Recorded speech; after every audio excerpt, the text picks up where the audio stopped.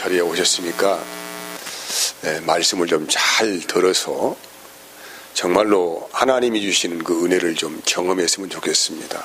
우리가 수도 없는 예배를 드리잖아요. 근데 한 번만이라도 잘 드리면은 우리의 삶에 그 놀라운 그런 역사들이 아마 경험되어질 것이라고 생각을 합니다. 본문은 이제 시작을 하면서 형제들아라고 형제들아 그렇게 하면서 서로 비방하지 말라라고 하죠. 여기 형제라는 의미는 이제 그리스도 예수 안에 함께 하나님의 은혜로 구원받은 하나님의 자녀들을 형제들이라고 합니다. 형제는 그러니까 동일한 하나님의 사랑을 경험한 사람들이에요. 동일한 하나님의 사랑을 경험했기 때문에 우리는 모두가 다 하나님의 자녀가 된 것입니다. 그런데 이 동일한 하나님의 은혜를 경험한 사람들이 형제라고 말을 하면서 서로 비방하거나 판단하면 되겠느냐라는 것입니다. 우리가 이 말씀을 들으면 참 그렇구나. 그 말이 맞지. 참 형제를 비방하거나 판단하는 것은 하나님이 기뻐하지 않는 일이구나라고 생각하면서 이 말씀을 자기 자신에게 적용하면 참 좋습니다. 참 좋은데 그렇지 않는 분들이 계신 것 같아요. 이 말씀은 나에게는 해당되는 사람인 것이 부분이 아니고 누구에게 해당되는 말씀이구나. 그분이 꼭 드려야 할 말씀이다. 이렇게 생각을 하게 되어지면은 큰 오류를 범하게 되는 것입니다. 그래서 이런 사람들의 특징은 항상 남을 향하여서 비방하는 말이나 판단하는 일을 그치지 않게 되는 것이죠. 벌써 그런 생각에 지배를 받고 있는 그 시간 안에 현재 자기도 모르게 남을 판단하고 현재 비방하고 있다라고 할 수가 있습니다. 그럼 형제를 비난하고 판단하는 것이 왜 문제가 되는 것인가? 그것은 우리 자기 자신이 모든 주체가 되기 때문에, 다시 말하면은 자기의 판단을 기준 삼아 가지고 모든 것을 생각하고 결론을 내리는 습관적인 죄를 저지르기 때문에 이건 굉장히 큰 문제가 된다는 것입니다. 나는 그렇게 하지 않는다. 나는 그 정도까지는 아니다. 자꾸 이런 생각을 하면서 자기 자신에 대해서는 굉장히 관대하죠.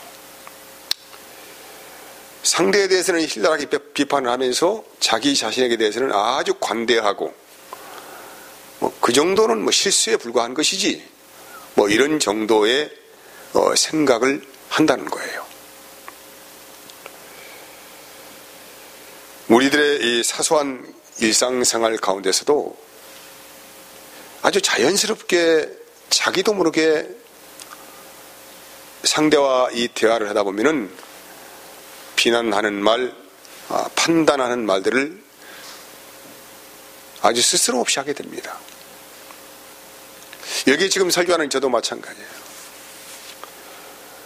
나도 모르게 어느 순간에 내가 지각하지 않는 그 어떤 생각을 가지고 나도 모르게 입에서 터져나오는 것이 때로는 상대를 비방한다거나 판단하는 말들을 하는 경우들이 있습니다.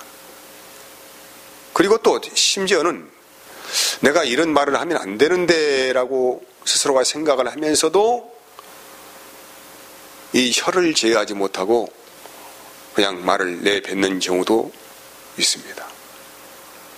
왜 사람은 이렇게 될까? 왜 사람은 남을 판단하거나 비방하는 일들에 대해서 멈추지 않을까? 라고 생각해 보면은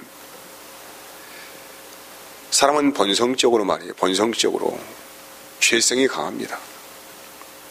내 입에서 남을 판단하거나 비판하는 말을 하고 있다고 하는 것은 지금 죄악이 나를 지배를 하고 있는 상태를 말하고 있는 거예요.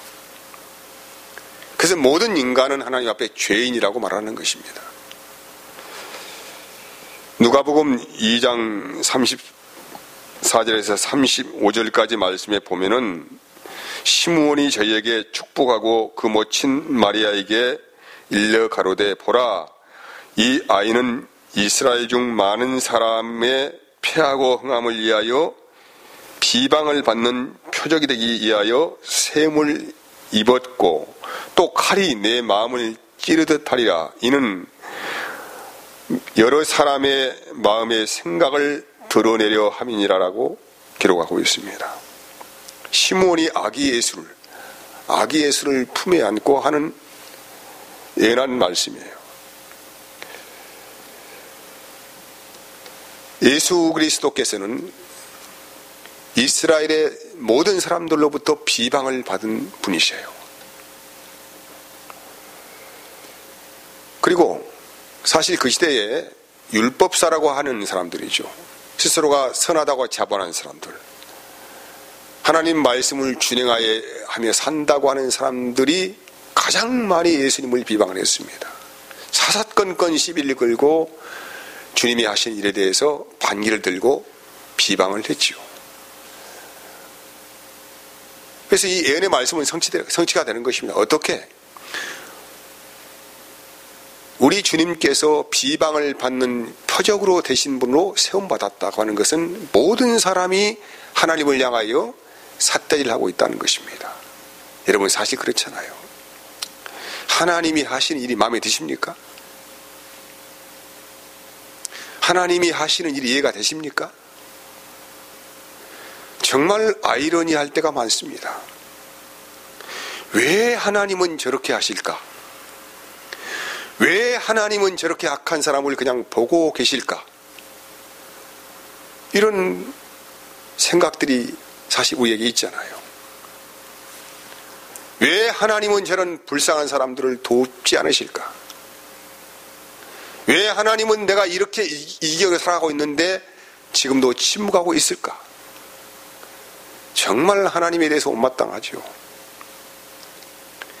그래서 모든 사람들은 자기 자신들이 원하고 꿈꾸는 아마 하나님을 마음에 심고 있는지는 모르겠습니다.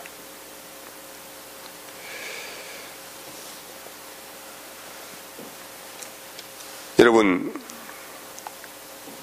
예수님께서는 그래서 모든 사람에게 비방을 받는 표적으로 오신 분이세요. 사람들이 대화를 할 때, 어떤 장면을 볼 때에 비방하고 판단하는 손에 대해서 말씀하고 있는 것입니다.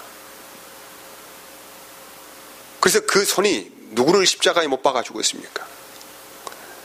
바로 예수 그리스도를 십자가에 못 박는 저주로까지 몰고 갔다는 것이죠.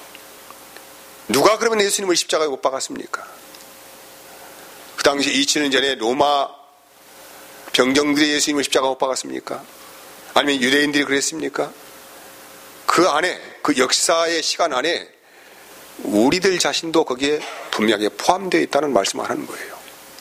그래서 우리는 오늘 또 예수님을 향하여서 손가락질을 멈추지 않고 있고 판단하고 있고, 이 판단은 하나님을 향한 판단에 끝나는 것이 아니고 내 형제를 향하여서 여전히 비방하고 판단하고 있다는 것에 대해서 말씀하는 거예요. 바로 우리들 자신들의 모습을 말씀하는 것입니다. 그래서 사람들은 습관적으로 타인에 대해서 비방하거나 판단하는 일을 멈추지 않습니다. 왜? 그렇게 해야만이 자기의 열등감에 스스로 일을 좀 받습니다. 우리는 많은 열등감이 있어요. 다른 사람에 대해서 비방하고 판단할 때마다 우리는 스스로가 나는 그런 사람이 아니야, 나는 저 정도는 아니지, 이런 생각을 지배하면서 스스로가 자기의 마음을 이루어하잖아요. 이게 열등감이라는 것입니다. 신명기서 21장 22절 23절까지의 말씀을 보면은 사람이 만일 죽을 죄를 범함으로 내가 그를 죽여 나무 위에 달거든 그 시체를 나무 위에 밤새도록 두지 말고 그날에 장사하여 내 하나님 여호와께서 내게 기업으로 주시는 땅을 더럽히지 말며 나무 위에 달린 자는 하나님께 저주를 받았음이라고 합니다. 십자가라는 나무 형틀에 우리 예수님께서 인생들의 저주를 홀로 받으시고 달려 죽으셨습니다. 왜 예수님께서 십자가라는 나무 형틀에 저주를 받아 죽으셨습니까? 무슨 이유 때문에?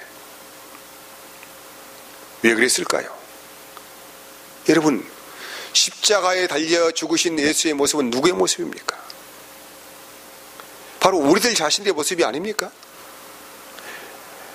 마땅히 하나님께 저주받고 비난받아 죽어야 할 우리들을, 이 땅을 더럽게 한 우리들을 용서하시기 위하여서 예수님께서 내가 하나님의 형을 받고 형장에서 나무에 달려 죽어야 할 그 죄를 대신 갚으시는 사랑을 하셨다는 것이죠. 그래서 예수님께서 나무 형틀에 묶여 죽으신 이 저주에 대해서 그건 나의 모습이다라는 것을 분명히 보아야 한다는 것이죠.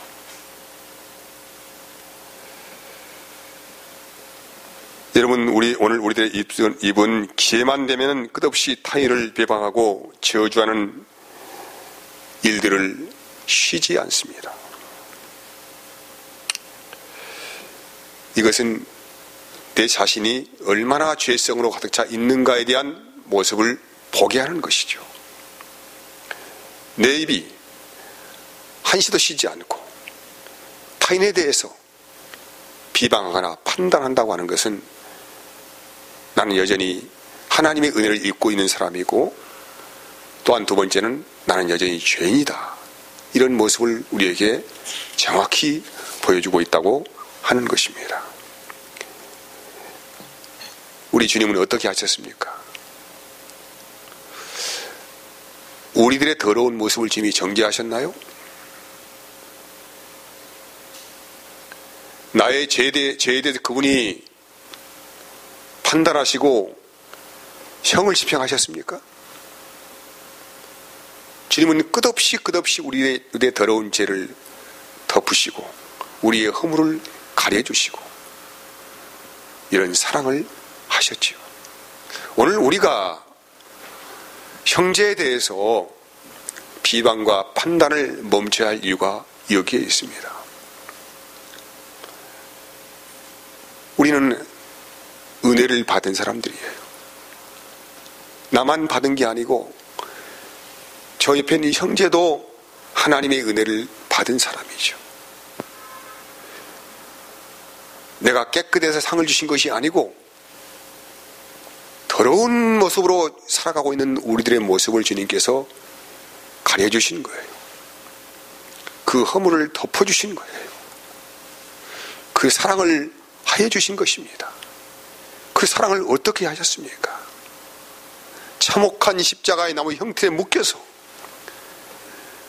내가 받아야 할 모든 저주를 그분께서 다 받으시고 물과 피를 쏟으시는 그 사랑을 우리가 동일하게 받았다는 것입니다. 이런 은혜를 서로가 아는 사람들이 한 형제가 되는 것입니다. 하나님의 자녀가 되는 거예요. 그럼에도 불구하고 우리의 입술을 통하여 형제에 대해서 혹여라도 비난하거나 판단한다고 하는 것, 그것은 큰 죄를 지는 것이 되는 것입니다.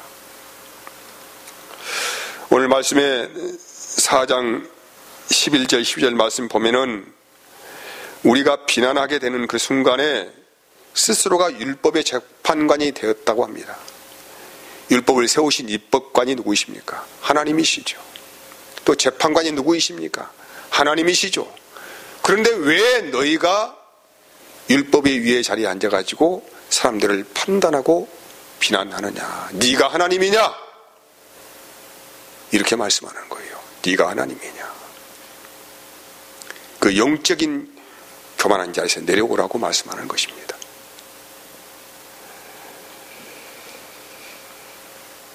여러분은 비난하고 판단하는 것은 심각한 죄입니다.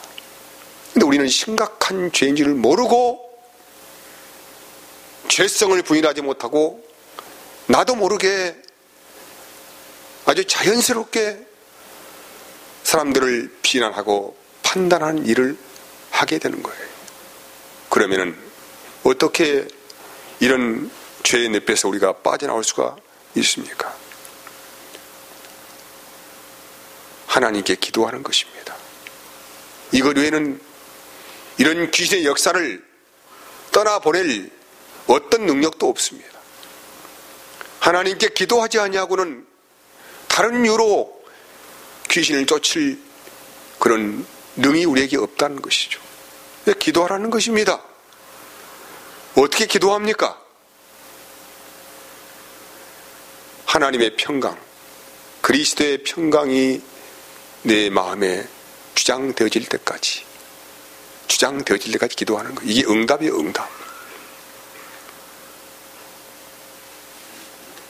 그래서 기도하지 않으면은 우리는 나도 모르게 이런 귀신의 역사 안에 들어가서 끝없이 우리의 입술을 통하여서 사람들을 비난하고 판단한 일을 멈추지 않을 것입니다.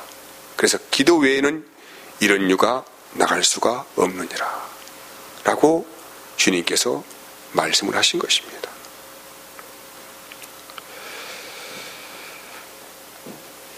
그러면 형제가 어떤 죄를 범하면 어떻게 해야 합니까? 기도만 하면 되겠습니까?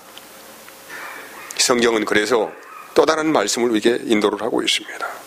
디모데후서 2장 25절에서 26절까지 말씀을 보면은 거역하는 자를 온유함으로 훈계할지니 혹 하나님이 그들에게 회개함을 주사 진리를 알게 하실까 하며 그들로 깨어 마귀의 올무에서 벗어나 하나님께 사로잡힌 바 되어 그 뜻을 따르게 하실까 함이니라.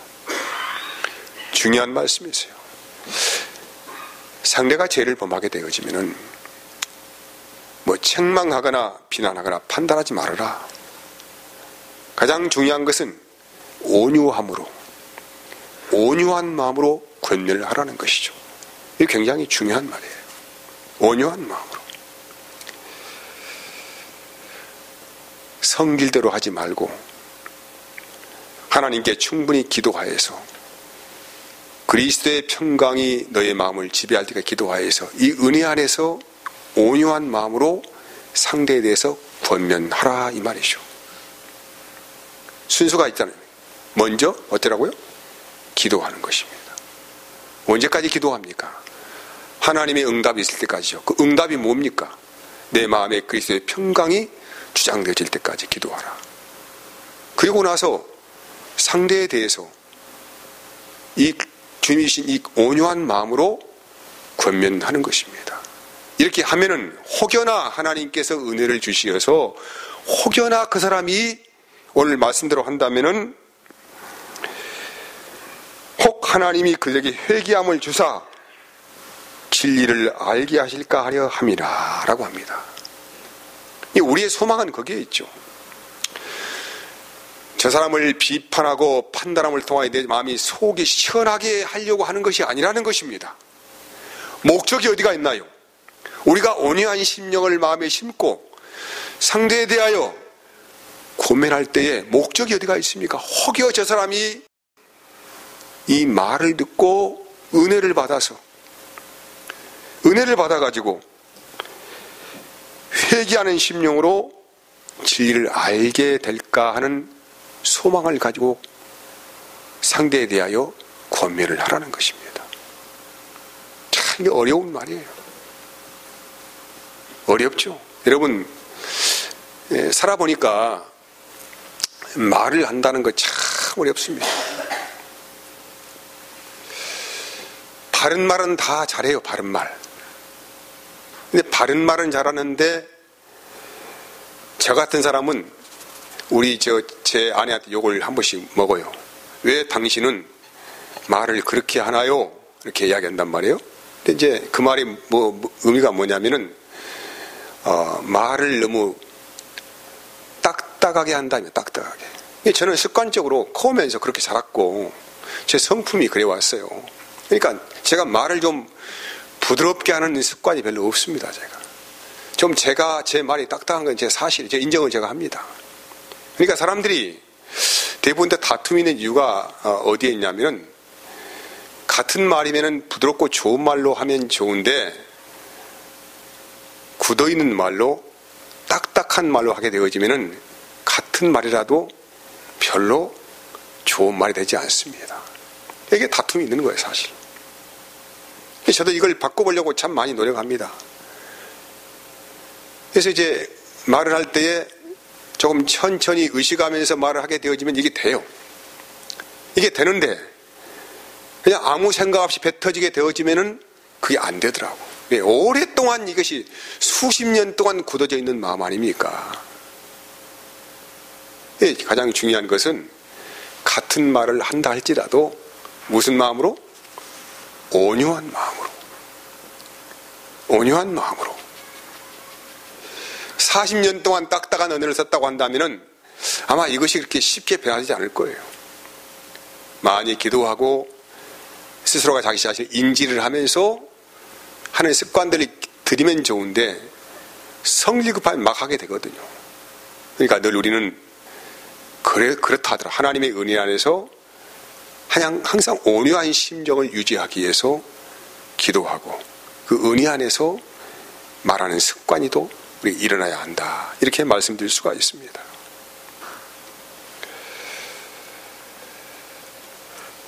죄에 대해서 말하는 것이 쉽습니다.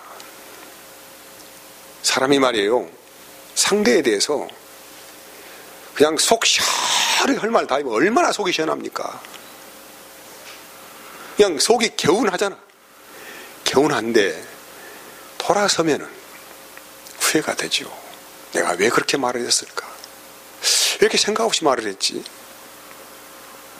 그래서 늘 우리 마음 안에는 진리의 말씀이 심어져야 합니다. 세상 사람들은 자기의 생각대로, 자기의 주관대로, 자기의 판단대로, 자기의 의식대로 말을 합니다.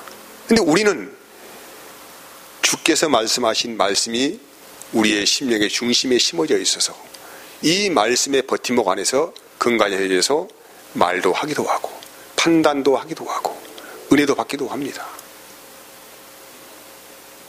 그래서 그리스도의 평강이 우리의 마음을 추장하여질 때까지 우리는 기도하는 은혜가 있기를 원합니다. 그리하면은 이 평강한 마음이 우리의 심령에 온전하게 되어져서 온유한 마음으로 상대의 죄에 대해서도 온유한 마음으로 권면할 수가 있다. 그렇게 하게 되어지면은 듣는 그가 혹여나 은혜가 되어져서